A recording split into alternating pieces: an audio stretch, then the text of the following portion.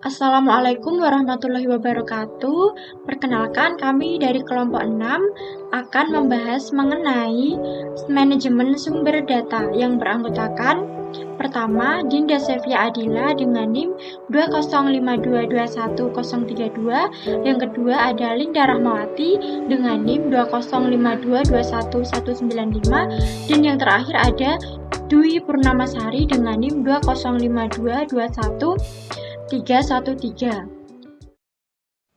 Yang pertama ada pengertian manajemen sumber data.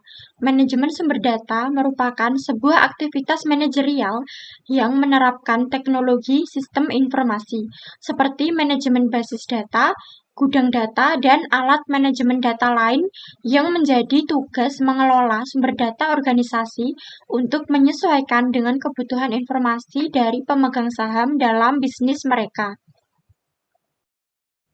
Yang kedua ada konsep data fundamental.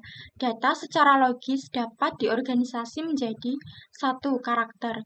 Karakter adalah elemen data logis yang paling mendasar, yang mana terdiri atas alfabet tunggal, numerik, dan simbol lain. Yang kedua, bidang.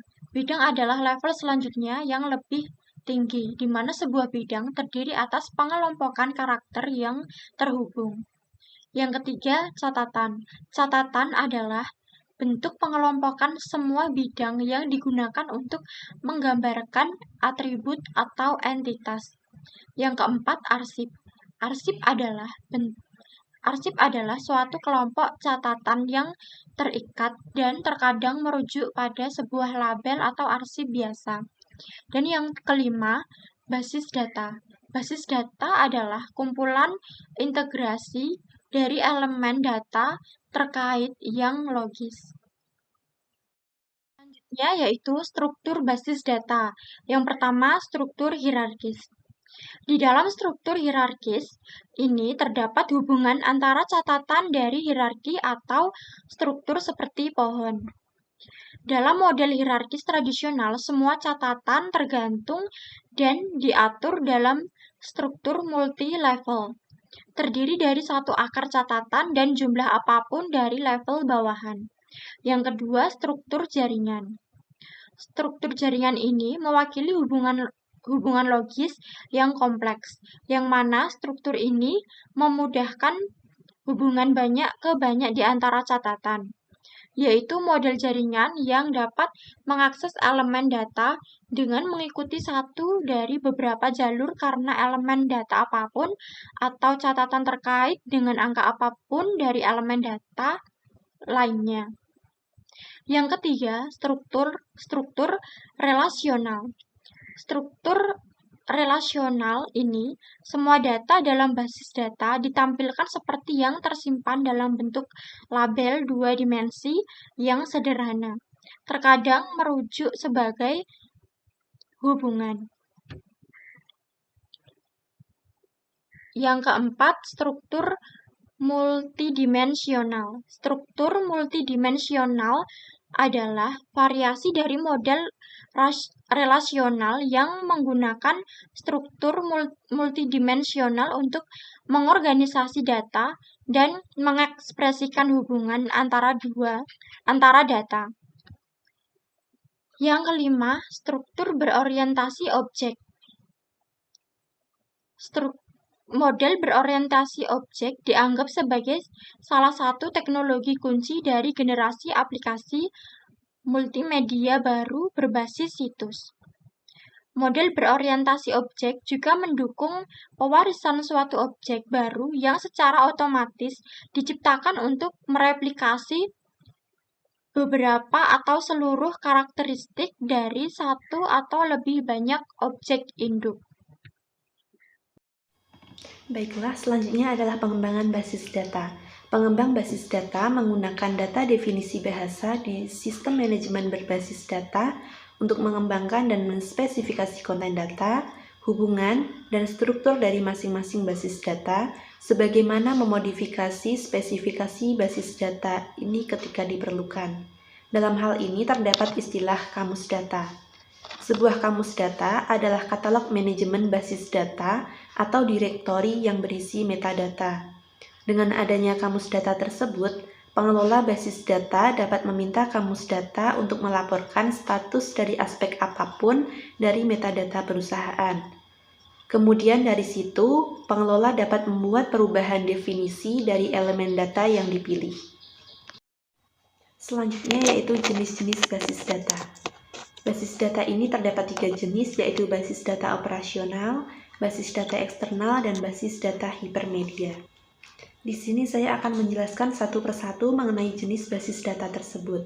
Yang pertama yaitu ada basis data operasional, yang mana data operasional ini menyimpan data terperinci yang dibutuhkan untuk mendukung proses bisnis dan operasi perusahaan.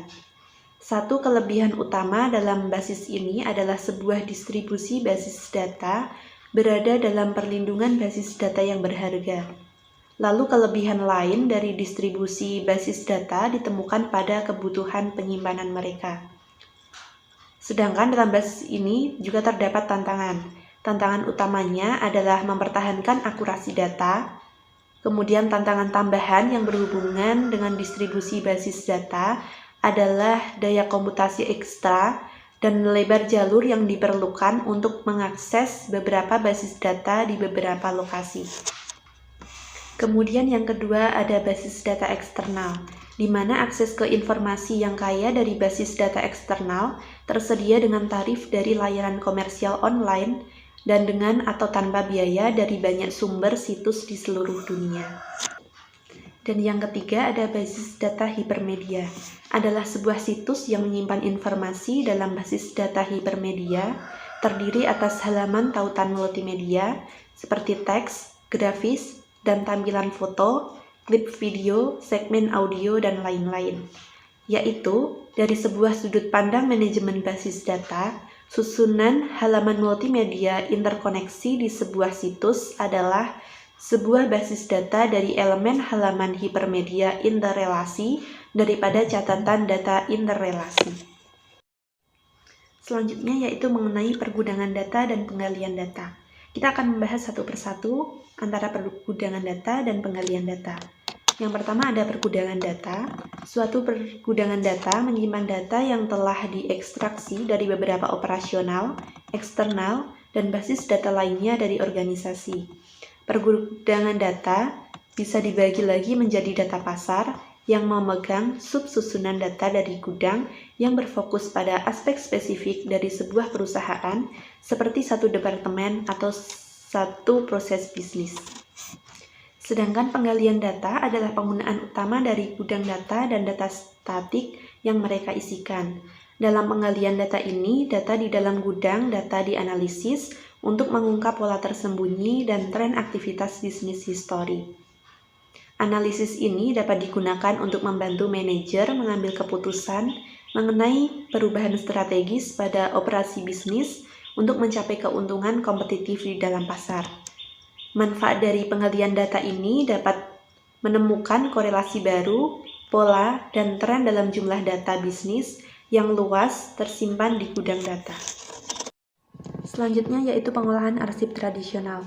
Dalam pendekatan arsip tradisional yang digunakan dalam pengolahan data bisnis selama bertahun-tahun, masing-masing aplikasi bisnis ini dirancang untuk menggunakan satu atau lebih arsip data terspesialisasi yang mana berisi jenis catatan data spesifik.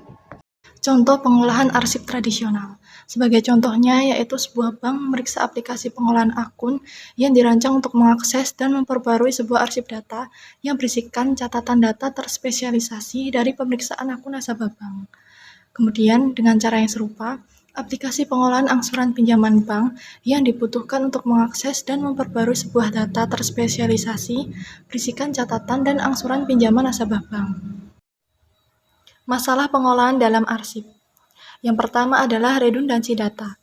Redundansi data sendiri merupakan arsip data mandiri yang memasukkan banyak duplikasi data atau data yang sama seperti nama dan alamat pelanggan yang dicatat dan disimpan dalam beberapa arsip. Redundansi data ini menyebabkan masalah ketika data telah diperbarui. Koordinasi ini membuktikan kesulitan dalam praktiknya. sehingga banyak inkonsistensi yang terjadi di antara data yang tersimpan dalam arsip yang terpisah. Kedua, yaitu kekurangan integrasi data. Memiliki data dalam arsip mandiri membuatnya sulit untuk memberikan pengguna akhir dengan informasi untuk permintaan khusus yang dibutuhkan dalam mengakses data yang tersimpan di beberapa arsip yang berbeda. Ketiga, ketergantungan data.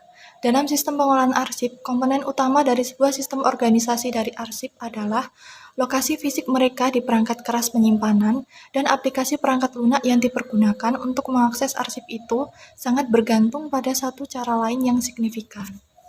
Keempat, yaitu kekurangan dalam integritas dan standarisasi data. Dalam sistem pengolahan arsip, mudah bagi elemen data seperti jumlah stok dan alamat pelanggan untuk ditentukan secara berbeda oleh pengguna dan aplikasi yang berbeda. Perbedaan inilah yang menyebabkan masalah inkonsistensi serius dalam program pengembangan untuk mengakses data seperti ini. Kemudian, integritas atau misalnya akurasi dan kelengkapan dari data menjadi dicurigai karena di sana tidak ada kendali atas pengguna mereka dan pemeliharaan oleh pengguna akhir yang sah. Kemudian, materi yang selanjutnya adalah pendekatan manajemen basis data. Pendekatan manajemen basis data dapat dipahami sebagai fondasi dari metode modern untuk mengelola data organisasional. Pendekatan manajemen basis data ini mengonsolidasikan catatan data yang sebelumnya memegang arsip terpisah ke basis data yang dapat diakses oleh banyak program aplikasi yang berbeda. Pendekatan manajemen basis data meliputi yang pertama, sistem manajemen basis data atau Database Management System atau DBMS, merupakan alat perangkat lunak utama dari pendekatan manajemen basis data, karena ialah yang mengendalikan pembuatan, pemeliharaan, dan penggunaan basis data dari sebuah organisasi dan pengguna akhirnya. Yang kedua adalah penyelidikan basis data. Kemampuan penyelidikan basis data adalah manfaat utama dari pendekatan manajemen basis data. Pengguna akhir dapat menggunakan DBMS dengan meminta informasi dari sebuah basis data menggunakan sebuah fitur permintaan atau sebuah laporan pembangkit. Mereka dapat menerima satu respon cepat, baik dalam bentuk tampilan video ataupun laporan tercetak. Tiga adalah pemeliharaan basis data. Dapat dicapai melalui sistem pengolahan transaksi dan aplikasi pengguna akhir lainnya dengan dukungan DBMS. Pengguna akhir dan spesialis informasi dapat mempekerjakan berbagai utilitas yang disediakan oleh DBMS untuk pemeliharaan basis data. Kemudian yang terakhir adalah pengembangan aplikasi. DBMS memainkan peran utama dalam pengembangan aplikasi.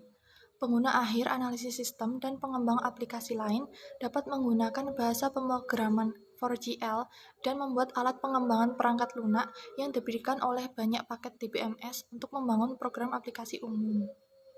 Demikian presentasi dari kelompok 6. Apabila terdapat kekurangan, kami mohon maaf.